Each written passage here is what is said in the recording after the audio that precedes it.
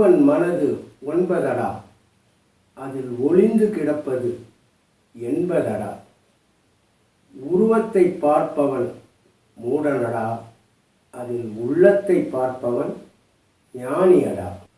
இப்படி ஒவ்வொரு மனுஷனுக்குள்ளேயும் 9 விதமான சிந்தனைகள் இருக்கும்.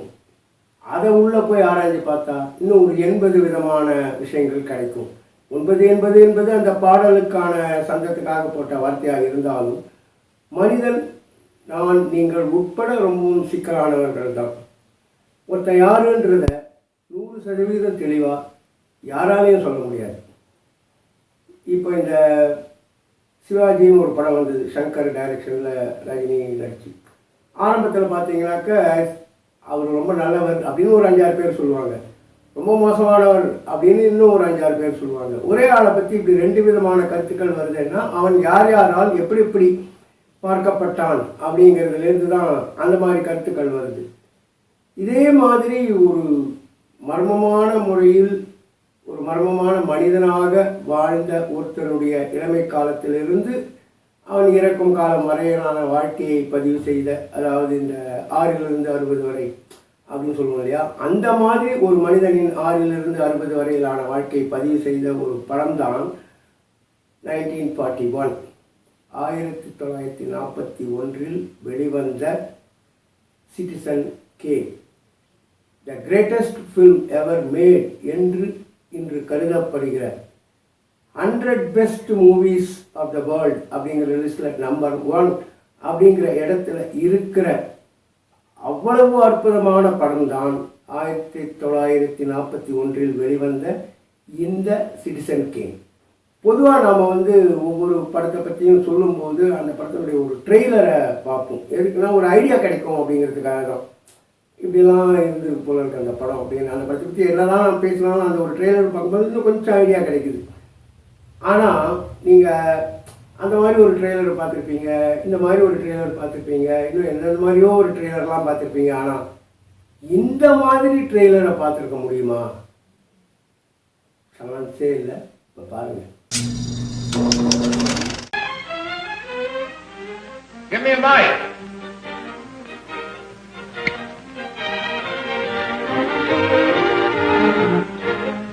Thank you. How do you do, ladies and gentlemen? This is Orson Welles. I'm speaking for the Mercury Theater, and what follows is supposed to advertise our first motion picture.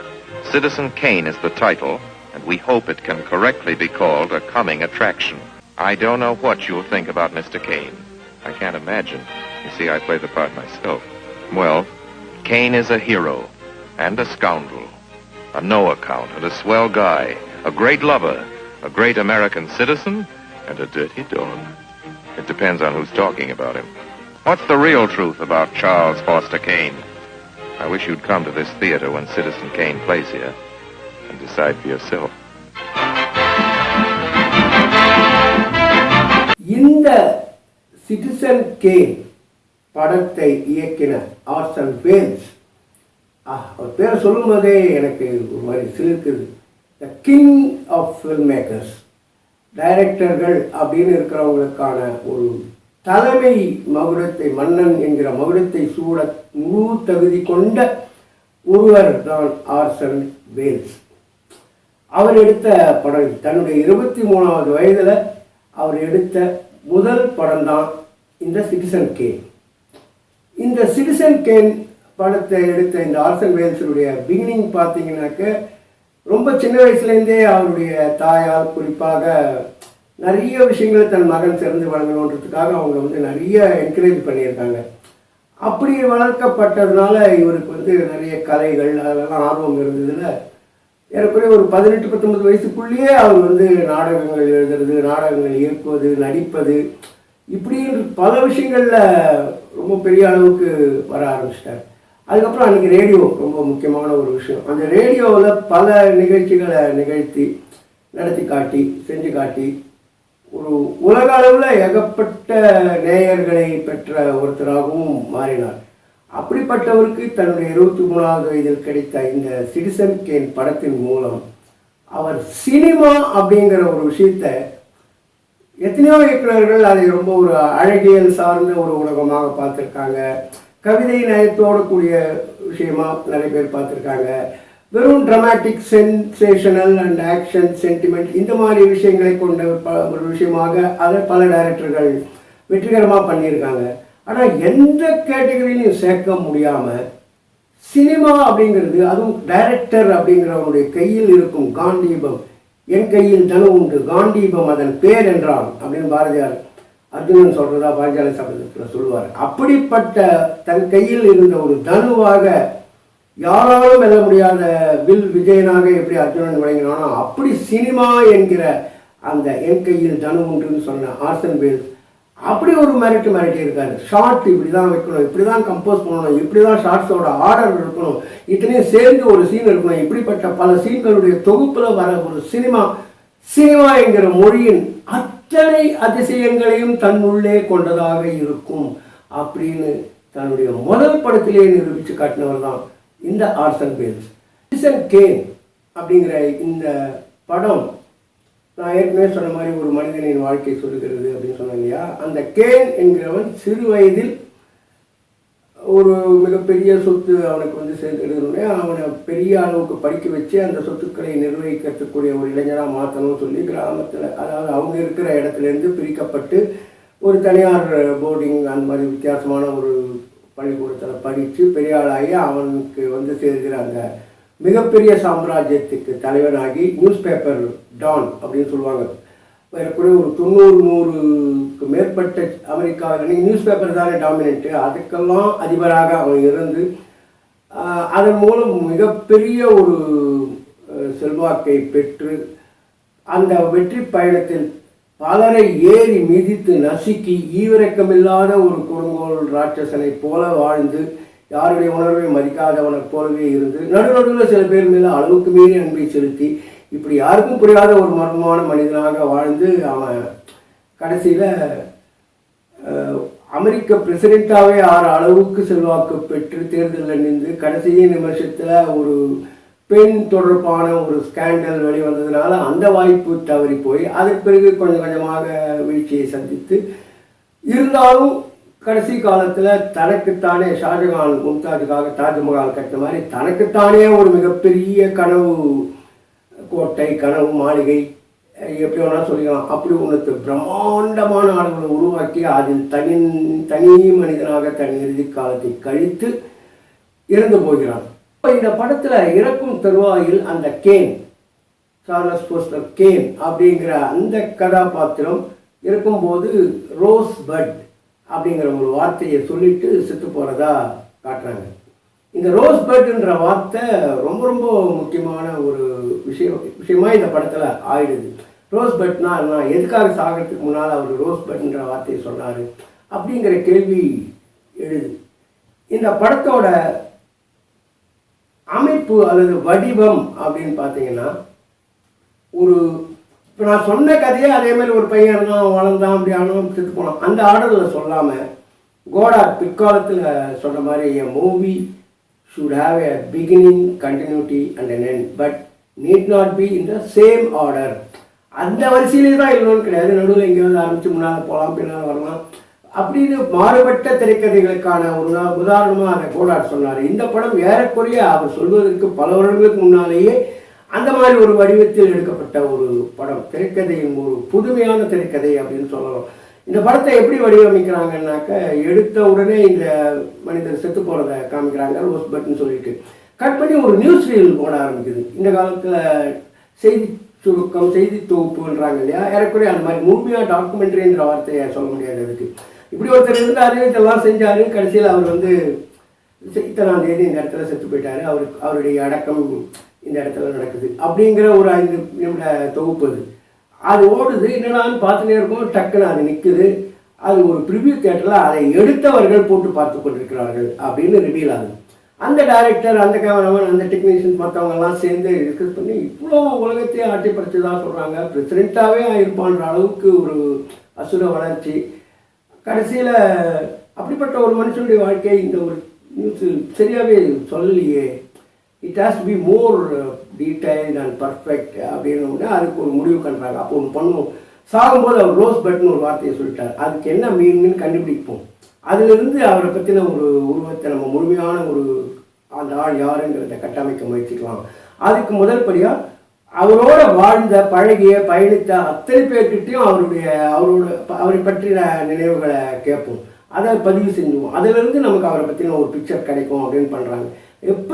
அப்படி ஒவ்வொரு கதாபாத்திரமும் அவரோடு வாழ்ந்தவர்கள் பயணித்தவர்கள்லாம் சொல்ல சொல்ல அது காட்சிகளாக விரிகிறது. இந்த வடிவத்தில் தான் இந்த படம் போகுது. எடுத்தோடனே அந்த ஆள் செத்து போயிடுறாரு. பட் அவர் யார் என்ன பண்ணாருன்றதுலாம் ஒருத்தர் ஒரு காலகட்டத்தில் அவர் எப்படி இருந்தான்றதை பற்றி சொல்கிறது தான் நாம் பார்க்குறோம்.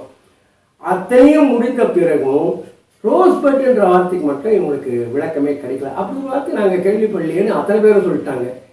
சரின்னு சொல்லிட்டு இந்த படத்தை, அவருடைய வாழ்க்கையை பற்றின படத்தை, டாக்குமெண்ட்ரியை எடுக்க முயற்சித்த அந்த குழு ரோஸ்பட்டுங்கிறது வந்து ஒரு பசில், மிஸ்ஸிங் எலிமெண்ட் இன் ஏ பசில், ஒரு புதிரில் பதில் கிடைக்காத ஒரு எலிமெண்ட்டாக இதை நம்ம விட்டுற வேண்டியது தான்.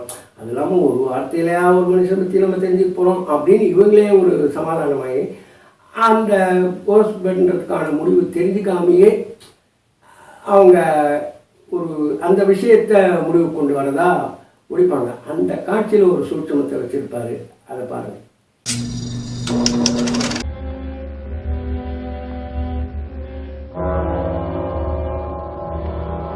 Throw that junk.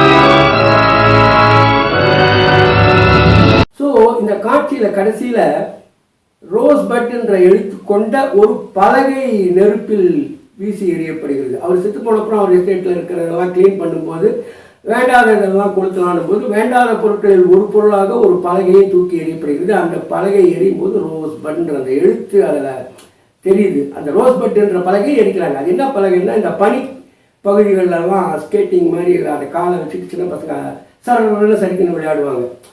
அந்த மாதிரி இந்த ஆள் சிறு வயதில் பயன்படுத்தி இருக்கக்கூடிய ஒரு ஸ்கேட்டிங் போர்டு தான். அதனுடைய பிராண்ட் நேம் தான் இந்த ரோஸ்பட் அப்படின்னு. ரோஸ்பட்டை வச்சு அவர் அந்த காலத்தில் சின்ன பையனாக வச்சு விளையாடிருக்கார் அவங்க ஊரில் அப்படிங்கிறது. நம்ம ஊரில் கூட இந்த பசங்க கிரிக்கெட் பேட் ஆடும்போது அதில் அடிடாஸ் அது இதுன்னு ஏதோ ஒரு பிராண்ட் நேம் இருக்கும் இல்லையா, அந்த மாதிரி ஒரு பிராண்ட் நேம் தான் அந்த ரோஸ்பட் அப்படிங்கிறது அந்த ஸ்கேட்டிங் போர்டுக்கு.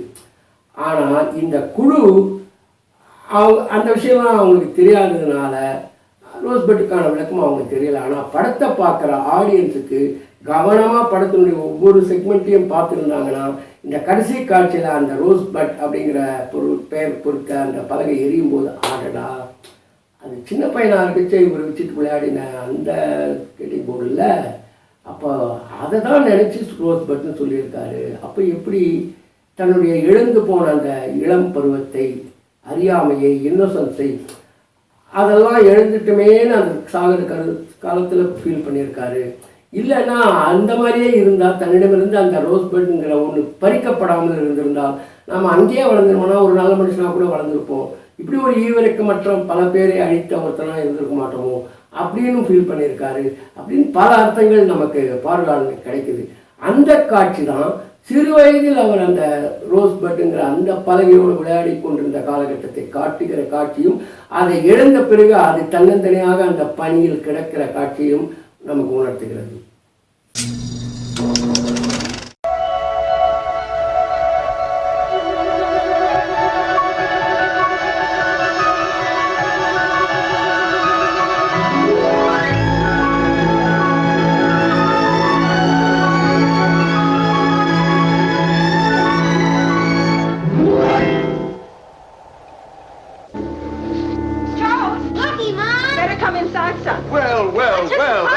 A snowman.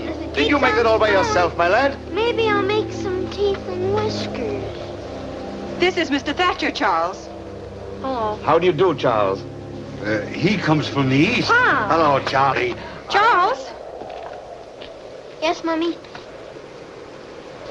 Mr. Thatcher's going to take you on a trip with him tonight.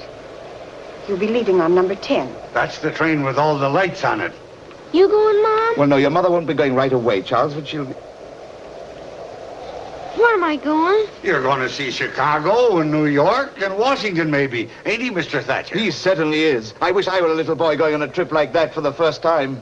Why aren't you coming with us, Mom? We have to stay here, Charles. You're going to live with Mr. Thatcher from now on, Charlie. You're going to be rich. Your ma figures. Well, that is, me and her decided this ain't the place for you to grow up in. You'll probably be the richest man in America someday, and you ought to won't get be an lonely, education. Charles. Lonely, of course not. Why, we're going to have some fine times together. Really we are, Charles. Now, shall we shake hands? Oh, come. I'm not as frightening as all that, am I? Now, what do you say? Let's shake. Why, Charles! Charles, you almost hurt me. What's that down there? Charlie! What's that to just lay with? You're... I'm sorry, Mr. Thatcher. What that kid needs is a good thrashing. That's what you think, is it, Jim? Yes. That's why he's going to be brought up where you can't get at him.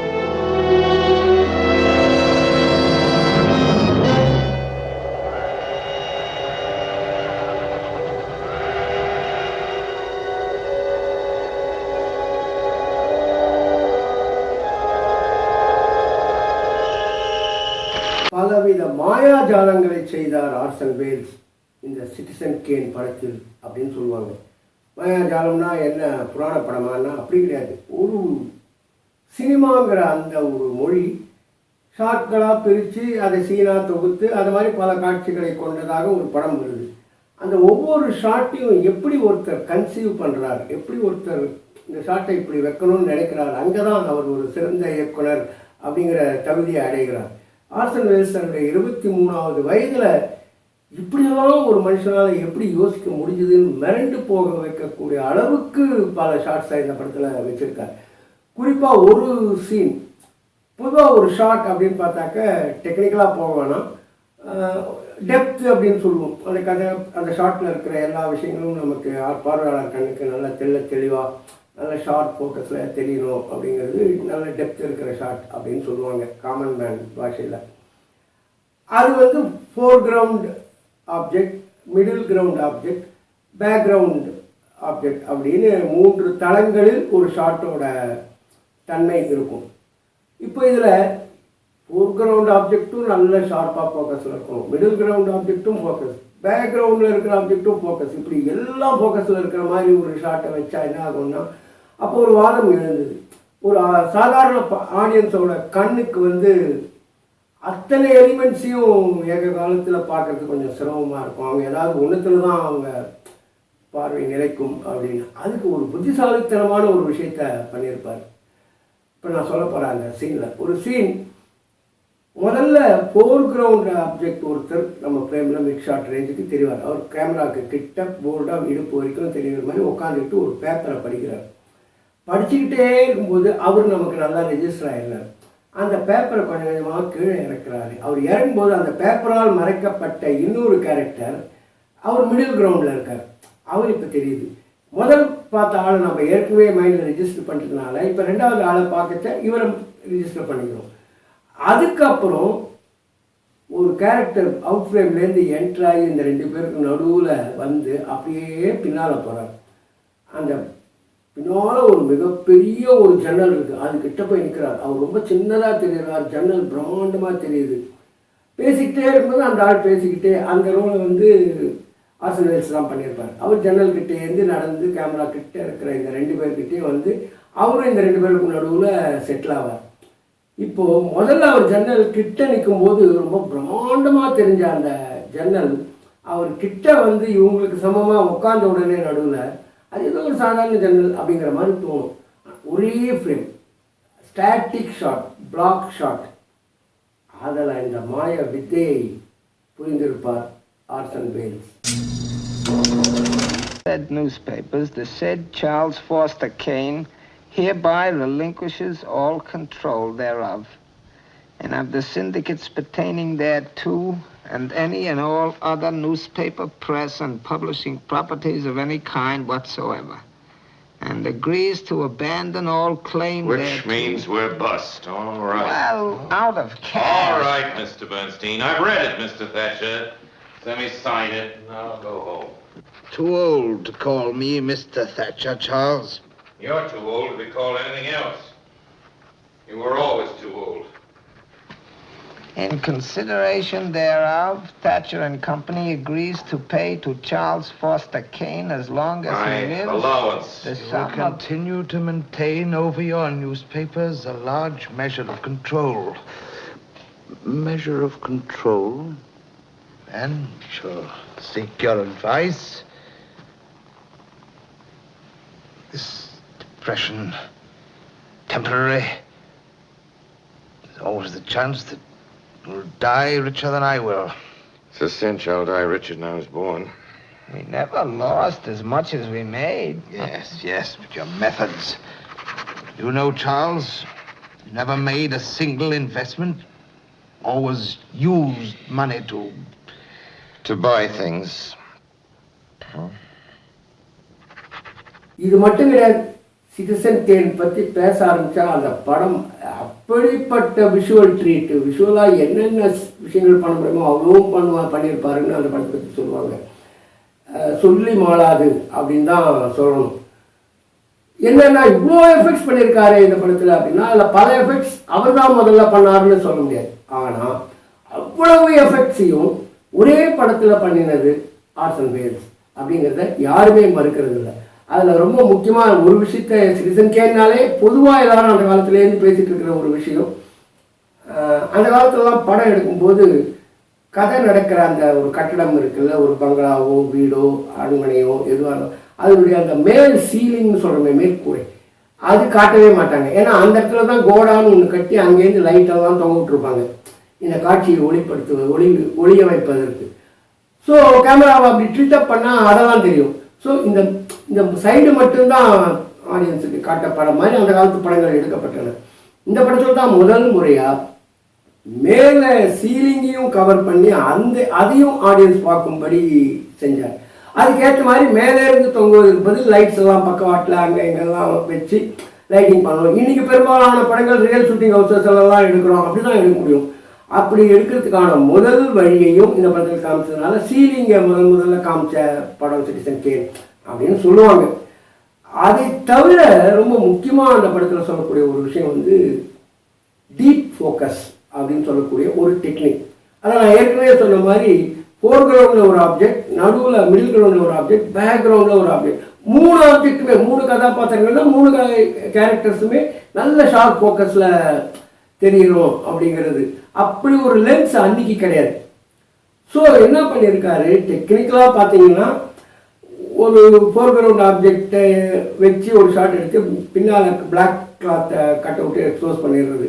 அப்புறம் அதை remove பண்ணிட்டு middle ground கேரக்டர்ஸை படுக்க வச்சு அந்த ஷாட்டை மட்டும் எடுக்க வேண்டியது. அதே மாதிரி பின்னால் இருக்கிற பேக்ரவுண்ட் கேரக்டரை எனக்கு வச்சு ஒரு ஷாட். இந்த 3த்தையும் ஒன்று மேலே ஒன்று பிரிண்ட் வச்சு சூப்பர் இம்போஸ்ன்ற டெக்னிக்கில் பிரிண்ட் பண்ணி அந்த பிரிண்ட்லேருந்து நெகட்டிவ் எடுத்து அதை ஒரிஜினல் நெகட்டிவில் சேர்த்த போது காட்சியில் 3 ஆப்ஜெக்டும் ஒரே ஷார்ட் ஃபோக்கஸில் இருக்கிற மாதிரி ஒரு பிரமிப்பை உண்டாக்குச்சு. அந்த டீப் ஃபோக்கஸ் ஷாட் இந்த படத்தினுடைய மிக முக்கியமான சிறப்பு அம்சங்களில் ஒன்று.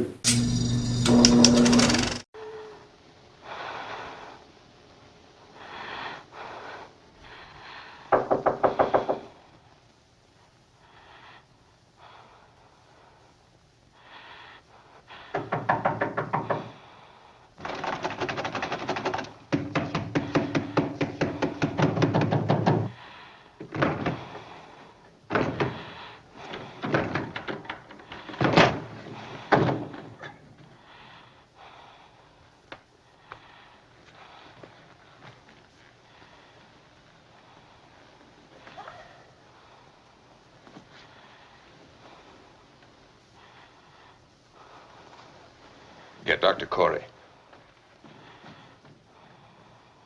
இப்படிப்பட்ட படங்களை எடுத்த ஆர்சன் வேல்ஸ்க்கு இந்த படம் அவ்வளோ ஆர்வத்தோடு அவ்வளோ புத்துணர்ச்சியோட சினிமாவே புரட்டி போடுற ஒரு படத்தை எடுத்த ஆர்சன் வேல்ஸ்க்கு ஒரு மிகப்பெரிய ஏமாற்றம் காத்திருந்தது. என்னன்னா இந்த படம் ரோமனக் கிளப் அப்படிங்கிற ஒரு வகையில் எடுக்கப்பட்டதாக கருதப்பட்டது. ரோமனக் கிளப் அப்படிங்கிறது ஒரு பிரெஞ்சு வார்த்தை. அதாவது அது ஒரு கீ, ஒரு விஷயத்தை திறப்பதற்கான திறவுகோல் அப்படிங்கிற அர்த்தம் கொண்ட வார்த்தை. என்னன்னா பொதுவாக இந்த பிரபலமான அரசியல்வாதிகள் அல்லது பிரபலமான மனிதர்களை பற்றி அவங்க வாழ்க்கையில் நடந்த சம்பவங்களை வச்சு படம் எடுக்கும்போது அவங்க பேரையே சொல்லி படம் எடுத்தால் அது பயோகிராஃபி, அவருடைய வாழ்க்கை வரலாறு அப்படிங்கிற கேட்டகரியில் வந்துடும். சில சமயம் ரொம்ப பரபரப்பான மிக சென்சேஷனான சில பேருடைய வாழ்க்கை எடுக்கும்போது அவங்க பேரை சொல்லி எடுக்க முடியாது. ஏன்னா கேஸு, கோர்ட்டு இப்படியெல்லாம் பிரச்சனை வந்துடும். ஸோ என்ன பண்ணுவாங்க, அவங்க வாழ்க்கையை அப்படியே எடுத்துருவாங்க, அந்த சம்பவங்கள்லாம் இருக்கும், ஆனால் பேரெல்லாம் மாற்றிடுவாங்க. அவன் பேர் ராமன், இவன் பேர் கிருஷ்ணன் அப்படின்னு எடுத்துருவாங்க. ஆனால் படம் பார்க்குறவனுடைய நினைவு இருக்குல்ல, நினைவு சக்தி, அவன் பல விஷயங்களை தொடர்ந்து அவதானித்து வந்திருப்பான் இல்லையா, அவனுக்கு அவனுடைய நினைவு ஒரு திறவுகோலாக மாறி இந்த ராமன் இவங்க சொல்றது அவன், கிருஷ்ணன் இவங்க சொல்றது இவன் அப்படின்னு அவன் பொருத்தி பார்த்து அந்த படத்தை பார்த்துருவான். இந்த மாதிரி உத்திக்கு வந்து ரோமன கிளப் அப்படின்னு பேர். இந்த உத்தியில் நம்ம ஊரில் இருவர்னு ஒரு படம் வந்தது. அதை ஒரு நடிகன் மோகன்லால் நடிச்சிருப்பாரு, ஒரு அரசியல்வாதி பிரகாஷ்ராஜ் நடிச்சிருப்பார். இவங்களுக்கு இடையேயான பல சம்பவங்கள், அரசியல் சார்ந்த சம்பவங்களை வச்சு அந்த படம். ஆனால் அந்த மோகன்லாலோட பேர் ஏதோ ஒரு பேர் வச்சிருப்பாரு, அதே மாதிரி பிரகாஷ்ராஜுக்கும் வேற ஏதோ ஒரு பேர் வச்சிருப்பாங்க. ஆனால் படம் பார்க்குற அவ்வளவு பேருக்கும் அந்த மோகன்லால் ஏற்று நடித்த கதாபாத்திரம் யாரை குறிக்கிறது, அந்த பிரகாஷ்ராஜ் ஏற்று நடித்த கதாபாத்திரம் யாரை குறிக்கிறது அப்படிங்கிறது அவங்களுடைய நினைவிலிருந்து அவங்களுக்கு கண்டுபிடிக்க முடியும். அதுக்கு பேர் தான். ஸோ தட் நான் அவங்கள பற்றி எடுக்கலையேப்பா, நான் கற்பனையோ ஒரு ஆளை பற்றி தான் படம் எடுத்தேன் அப்படின்னு தப்பிச்சுக்கலாம். இந்த உத்தி இந்த படத்தில் இருக்கிறதா ஒரு மிகப்பெரிய பத்திரிகை அதிபர் நினைத்து விட்டார்.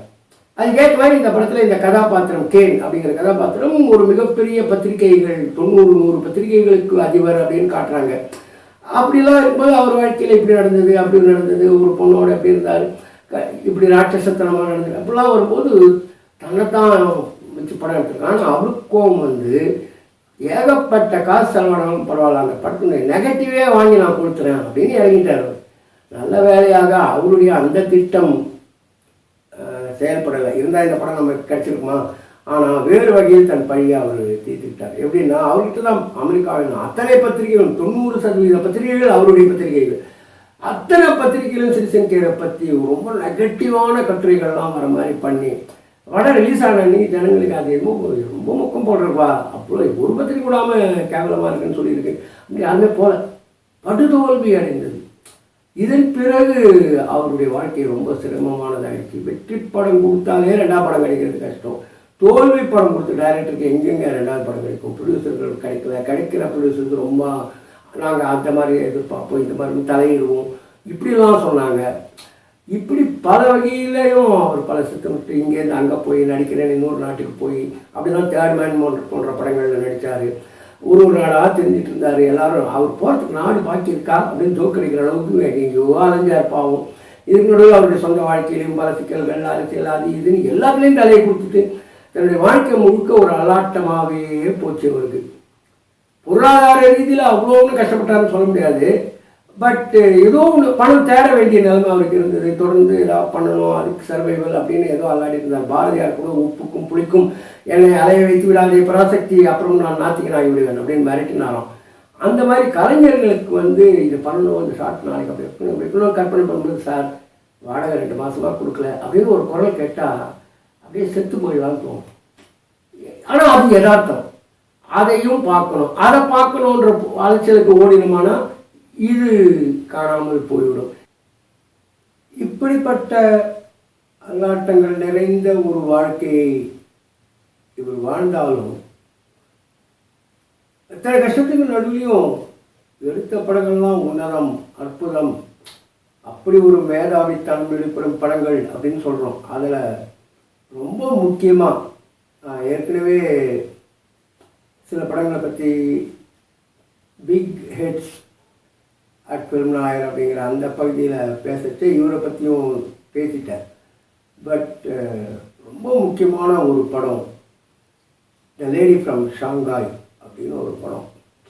ஒரு கடலோடின்னு சொல்லக்கூடிய ஒரு கதாபாத்திரம், அதுதான் அசவல்சே நடிச்சிருப்பார். அந்த படத்தை அவரே தான் தயாரித்தார், இயக்கினார். அதில் ஒரு படகு பயணத்துக்கு இந்த மாதிரி ஒரு ஆள் கூட இருந்தால் நல்லதுன்னு ஒரு பணக்காரன் தன்னுடைய இளம் மனைவியோடு இவரை துணை கூட்டின்னு போகிறோம். அந்த இளம் மனைவி மேல் இவருக்கு ஒரு ஈர்ப்பு வருகிறது. அந்த பொண்ணும் இவன் மேலே ஒரு பெரிய காதல் இருக்கிற மாதிரிலாம் காமிச்சுக்கிறார். கடைசியில் தான் தெரியுது தன் கணவனை கொல்வதற்காக ஒரு கருவியாக இவனை பயன்படுத்தணுன்ற எண்ணத்தில் தான் அவள் அப்படிலாம் நடந்துட்டாங்க. வாழ்க்கையை வெறுத்து போயிடுச்சு. என்னடா இதுன்னு கடைசியில் அவளும் ஹஸ்பண்டுக்கும் ஒரு கான்ஃபரன்டேஷன் வந்து கான்ஃப்ளிக்ட் வந்து சுட்டுப்பாங்க. 2 பேரும் சாகிற நிலைமை. இவன் கிடந்த நிலைமையில் நான் வாழணும்னு ஆசைப்பட்றேன், என்னை எப்படியாவது காப்பாற்றி கொண்டு போய் ஹாஸ்பிட்டல் அப்படின்ற மாதிரி கேட்பான். அப்படின்னு பார்த்துட்டு போடி அப்படிங்கிற மாதிரி ஒரு லுக்கு போயிட்டே இருப்பார். ஆனால் வெளியில் வந்து அவர் கடல் தான் நமக்கு வாழ்க்கை நிரந்தரம் அப்படின்னு சொல்லிட்டு கடலை நோக்கி போயிட்டு இருக்கும்போது அவளை மறக்கிறதுக்கு எவ்வளோ கஷ்டப்பட வேண்டியிருக்கும். அப்படியே மனசை விட்டு போக மாட்டேங்கிறாளேன்னு நினச்சிட்டே போவார். சரி, வாழ்நாள் நிறைய இருக்குது, அதுக்குள்ளே மறந்து விடலாம். அப்படி முடியலைன்னா அவளை மறக்க வேண்டும் என்று நினைத்து கொண்டே அந்த முயற்சியில் இருந்து கொண்டே இந்த வாழ்க்கையை முடிப்போம் அப்படின்ட்டு போகிறார். இந்த கிளைமாக்ஸ் அவர் எடுத்திருக்கிற விதம், அதுக்கு அவர் வச்சிருக்கிற லைட்டிங், அவர் தேர்ந்தெடுத்த களம், அந்த கண்ணாடி ஹால் அப்படின்னு சொல்லக்கூடிய ஒரு இடம், அதில் அவர் வச்ச ஆங்கிள்ஸு, கட்டிங்ஸு, அப்பா சார்ல்ஸ் இந்த ஆர்சன் வெல்ஸ் விட்டா நம்பர் 1 மாஸ்டர் இன் சினிமா அப்படின்னு சொல்கிறதுக்கு வேறு யாருமே வர முடியாதுங்கிறதுக்கான பல உதாரணங்களில் ஒரு முக்கியமான உதாரணம் இந்த காட்சி.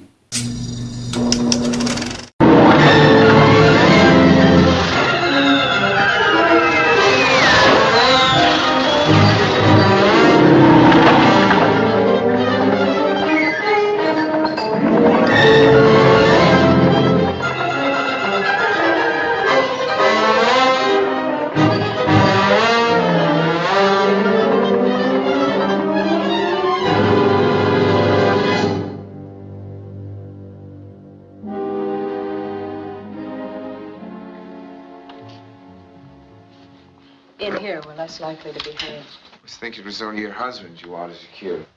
Why don't you try to understand? George was supposed to take care of Arthur, but he lost his silly head and shot Broom. After that, I knew I couldn't trust him. He was mad. He had to be shot. And what about me? We could have gone off together. Into the sunrise. You and me, or you and Grisby. I love you. One who follows his nature keeps his original nature in the end. But haven't you heard ever of something better to follow? No.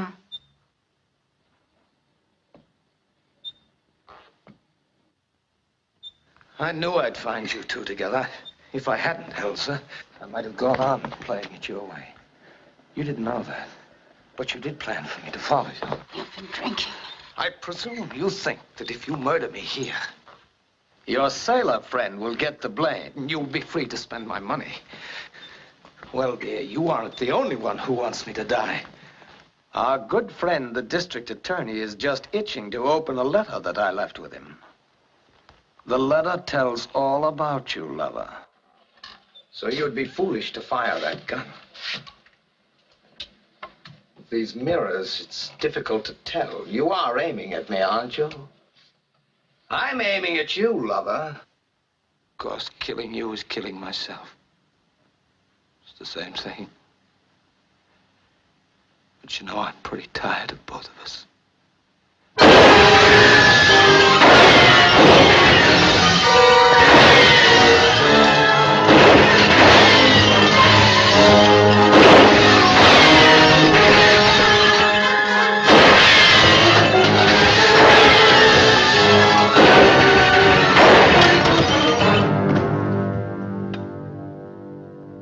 You know, for a smart girl, you make a lot of mistakes. You should have let me live. You're gonna need a good lawyer.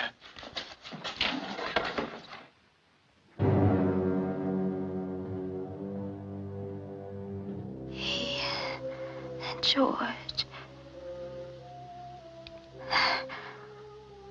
No, me. Like the sharks, mad with their own blood, chewing away at their own selves. It's true. I made a lot of mistakes. You said the world's bad. We can't run away from the badness, and you're right there. But you said we can't fight it. We must deal with the badness, make terms. And didn't the badness deal with you? And make its own terms in the end, surely. You can fight, but what good is it? Goodbye. You mean we can't win? No, we can't win. Give my love to the sunrise. And we can't lose either. Only if we quit. And you're not going to. Not again. Oh, Michael. I'm afraid. Michael. Come back here. Michael. Please. I don't want to die. I don't want to die.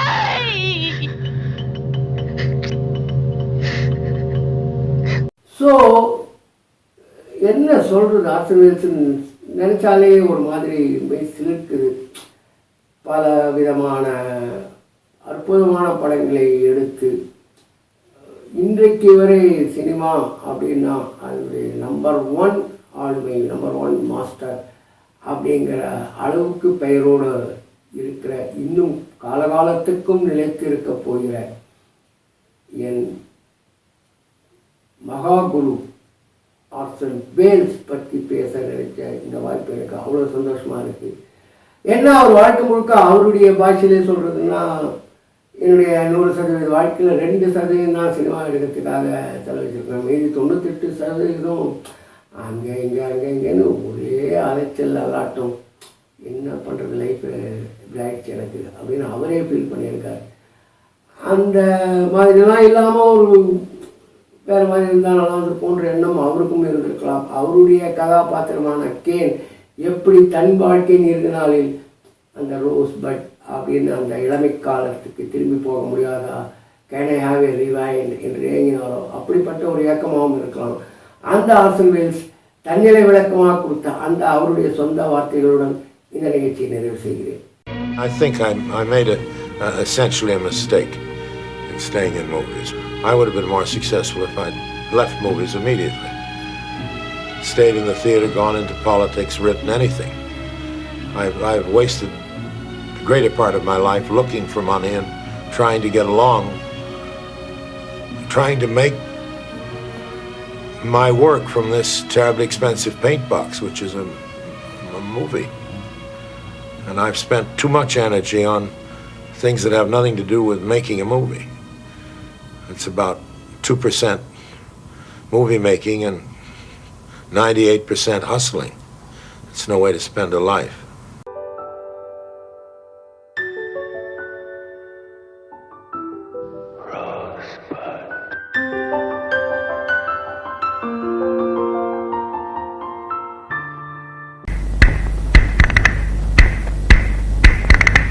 Beautiful.